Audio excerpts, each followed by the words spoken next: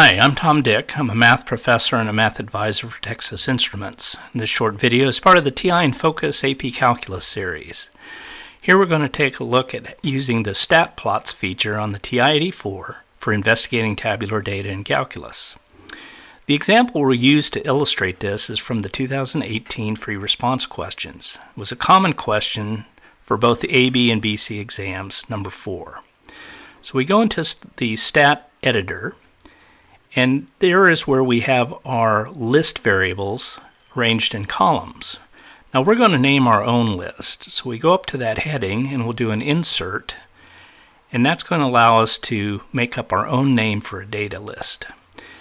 Now we have some data in this problem that was time in years, as well as height of the tree at those specific times. So for this first column, I'm going to name this T data for the time. And then we'll go over to the column that's now labeled L1. We'll do another insert, and we'll name another list for the height. And not surprisingly, we'll call that H data for our height data. So let me enter that name for this second list. And once we have that entered, what I'm going to do is simply enter the data that was given to us in this problem. So for the time data, and these are in years, we had 2, 3, 5, 7, and 10 as the years at which the height of the tree was recorded. Now the heights that were recorded at those times were given as follows. At time equal 2, it was 1.5.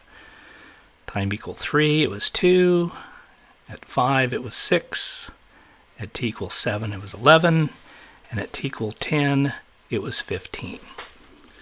Those heights, by the way, were measured in meters. Okay, now we've got our data entered, and what we're going to do is actually look at a plot of it. And instead of using a function plot, we'll actually use the stat plot.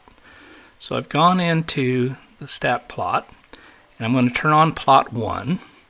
And for the type of plot, notice I'm selecting one that's going to give us connections between the data points.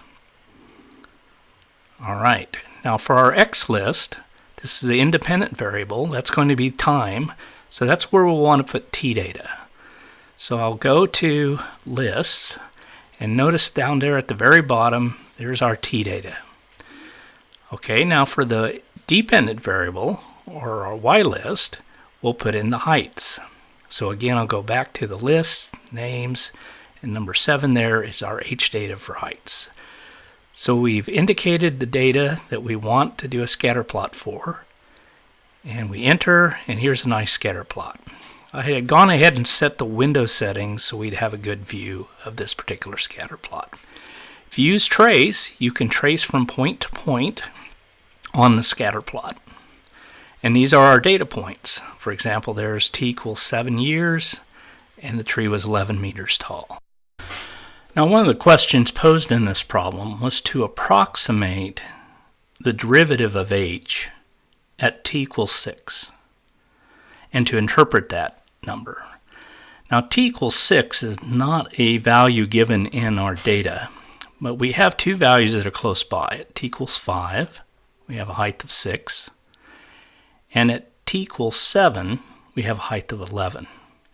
Those are the two closest values to t equals 6. So we'll use those to do a slope calculation. So I take the difference in the height values at those two times, 11 meters minus 6 meters, and I'll divide by the difference in the times, 7 years minus 5 years. And the value of this difference quotient is 2.5, and the units are in meters per year. This is telling us how fast the tree is growing in meters per year at time t equals 6 years. We're also asked to use a trapezoidal sum to approximate the average height of the tree over the entire time interval t equal 2 to t equal 10. Here you can see I've used the draw command to add some vertical line segments just to help us visualize what we're calculating here. So for the trapezoidal sum, I'll need to calculate the areas of each of these 4 trapezoids. Here's the calculations I did.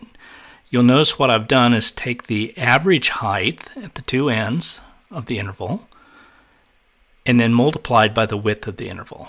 That's our usual trapezoid formula from geometry. And then I've done that for each of the 4 trapezoids, and I've just labeled the results P, Q, R, and S. If I add up those 4 results stored in T, that'll be our trapezoidal sum.